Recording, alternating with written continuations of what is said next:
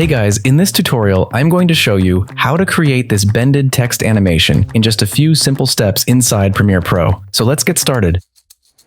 Alright, as you can see on the timeline, I have got a background and a text. You can type any text that you want. You can customize the text from the Essential Graphics panel. You can change the font style and font size. Also, you can change the color of your text. Here, you can see I have created a white background for the text. First of all, we have to apply an effect from the Effects panel. This is a wave warp effect. Let's drag and drop the wave warp effect onto the text layer. Next, let's move over to the Effect Controls panel to customize the wave warp effect. Now, from the wave type parameter, we have to select triangle.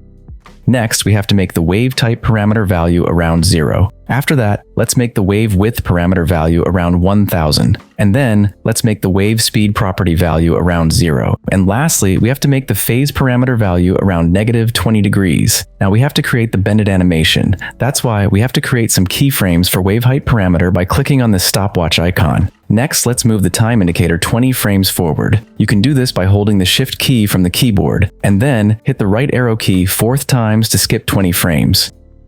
Here, we have to make the wave height parameter value around 103.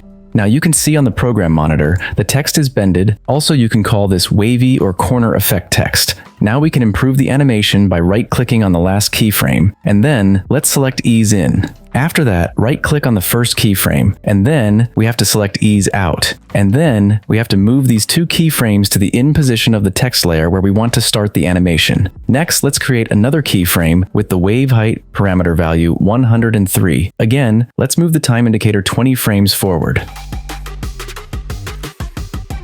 Here, we have to make the wave height parameter value around 0. And then, we have to move these 2 keyframes to the out position of the text layer where we want to finish the animation. Alright, now we are done. It's a nice bended text animation that you could use on your video. In this way, you can create a bended text animation in just a few simple steps inside Premiere Pro.